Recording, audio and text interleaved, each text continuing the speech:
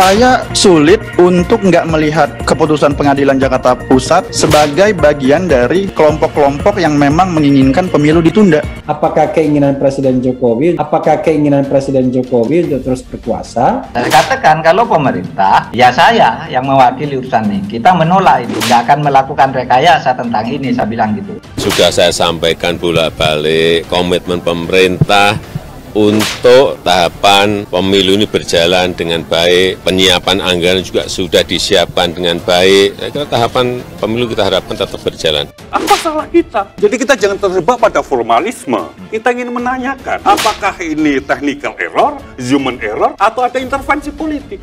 Hukum administrasi kok masuk ke hukum perdata. Ada main mungkin di belakangnya, iyalah pasti ada main. Dan saya kira sangat kurang arif atau tidak masuk akal kalau ditunda-tunda terus. Gimana Pak? Nggak ada itu. Namanya usaha. Bongkar siapa pembuat skenario penundaan pemilu yang sebenarnya. Saya sulit untuk nggak melihat keputusan Pengadilan Jakarta Pusat sebagai bagian dari kelompok-kelompok yang memang menginginkan pemilu ditunda. Kelompok-kelompok ini bisa terorganisir. Saya meyakini ada, karena ini kan salahnya luar biasa ya. Pertama, dia salah kamar, tidak punya kompetensi. Pengadilan negeri tidak punya kompetensi mengadili itu. Sudah jelas sejak awal ada kamar-kamar pengadilan. Hukum administrasi itu ada di Peradilan Tata Usaha Negara. Pemilu yang spesifik untuk administrasinya ada di Bawaslu dan di Peradilan Tata Usaha Negara. Partai Prima ini sudah kalah di Bawaslu, kalah, Peradilan Tata Usaha Negara kalah 2 kali. Kok tiba-tiba muncul tanpa ada berita bahwa ada yang masuk ke peradilan, tiba-tiba muncul dan menang? Kan pasti ada yang main di situ kan.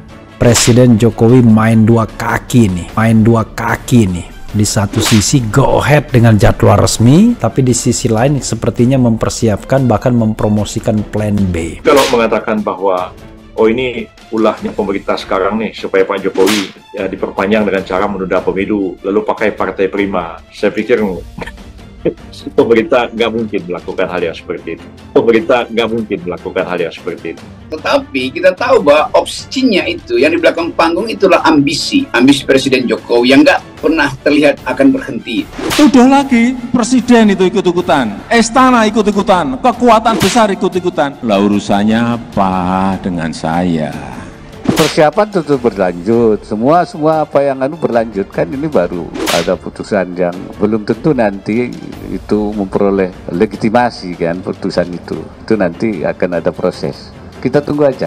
Memang ada ya yang disinyalir oleh CSIS bahwa ada kelompok terorganisir memang sebetulnya. Iya, saya memahami keterangan CSIS dan itu sangat logis. Tapi itu tidak boleh dikatakan oleh Menko Polhukam. Meskipun Menko Polhukam setuju. Mahfud setuju terhadap analisis CSIS. Saya mengikuti analisisnya, bagus, betul. Mahfud ini. Oke. Tapi saya yakin memang ada yang main. Kalau Anda mau tahu siapa, nanti semua tuh tadi yang nyebut ada berapa orang tuh bilang pasti ada di belakangnya. Karena memang nggak boleh nyebut orang, nggak boleh nyebut kelompok.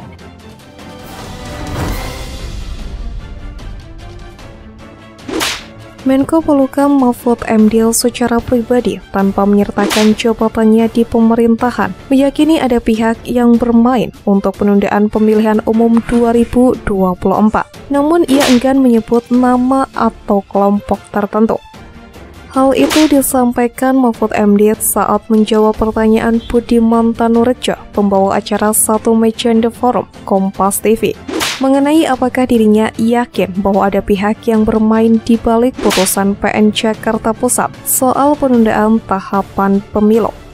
Saya tidak boleh menyebut nama ya, sama seperti Anda masuk ke sebuah toko, tiba-tiba etalase emasnya pecah. Tidak tahu kan siapa yang pecah, tahu-tahu sudah pecah, tuturnya di Satu Meja The Forum Rabu 8 Maret. Kan Anda pasti mengatakan, pasti ada maling masuk atau ada orang liar masuk ke sini. Orangnya ya nanti dicari. Kalau langsung nyebut orang, nanti melanggar asas praduga tak bersalah. Bisa jadi perkara pidana, ujarnya. Mahfud menegaskan ia meyakini ada pihak yang bermain di balik putusan tersebut karena setidaknya ada 2 kesalahan dalam perkara gugatan Partai Prima terhadap Komisi Pemilihan Umum soal penundaan tahapan pemilu. Kalau saya meyakini ada, karena ini kan salahnya luar biasa ya. Salahnya paling tidak ada dua. Pertama, dia salah kamar. Pengadilan negeri tidak punya kompetensi mengadili itu, sebutnya. Menurut Mahfud MD, sejak awal ada kamar-kamar pengadilan, yakni perkara hukum administrasi diselesaikan di Pengadilan Tata Usaha Negara. Kemudian perkara pemilu yang spesifik untuk administrasinya ada di Bawaslu dan PT UN. Partai Prima ini sudah kalah, di Bawaslu kalah, Pengadilan Tata Usaha Negara kalah 2 kali. Kok tiba-tiba muncul tanpa ada berita bahwa ada yang masuk ke peradilan? Tiba-tiba muncul dan menang. Kan pasti ada yang main di situ kan? Ada yang tidak masuk akal seperti itu, urainya. Dalam dialog tersebut, secara pribadi, Mahfud MD mengaku setuju dengan analisis Center for Strategic and International Studies atau CSIS yang menduga ada kelompok terorganisir di balik putusan PN Jakpus. Menurut Mahfud MD, dirinya memahami keterangan CSIS dan keterangan tersebut disebutnya sangat logis. Saya memahami keterangan CSIS dan itu sangat logis, tapi itu tidak boleh dikatakan oleh Menko Polhukam, ujarnya.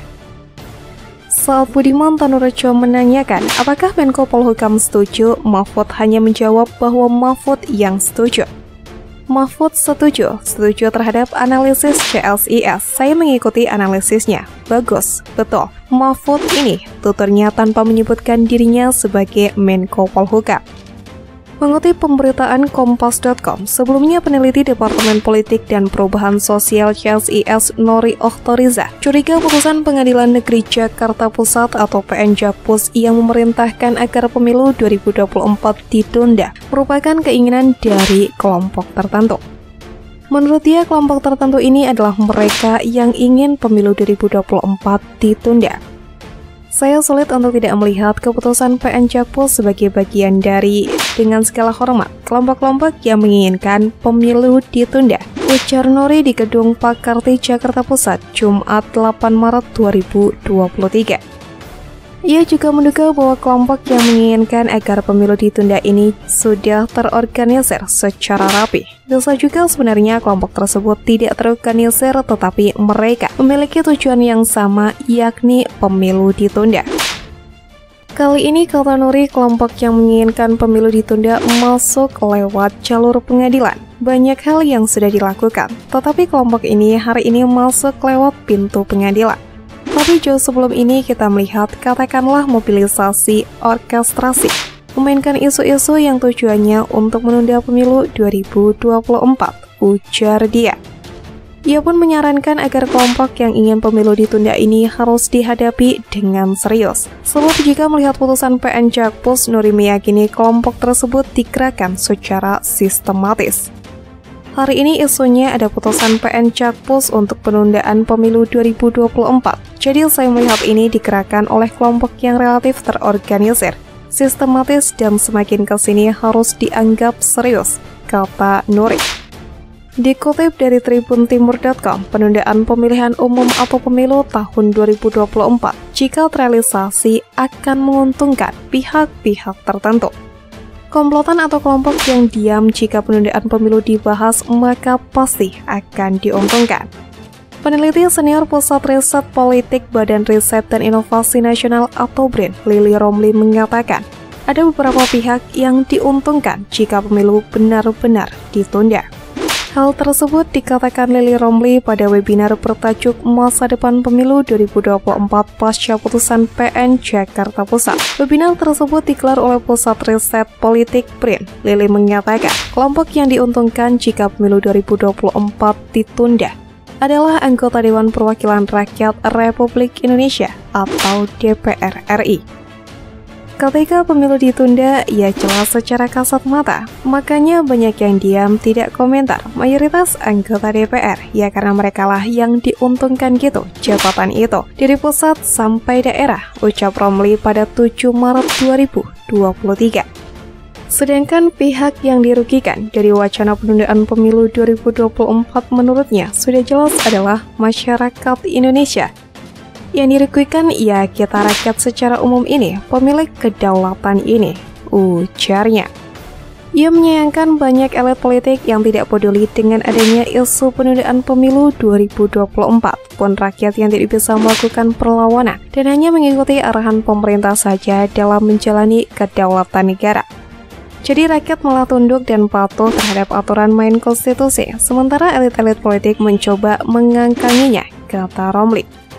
Sebelumnya, Partai Rakyat Adil Makmur atau Prima melayangkan gugatan kepada Komisi Pemilihan Umum atau KPU lewat Pengadilan Negeri Jakarta Pusat atau PN Jakpus karena merasa dirugikan dalam tahapan pendaftaran dan verifikasi partai politik calon peserta pemilu tahun 2024.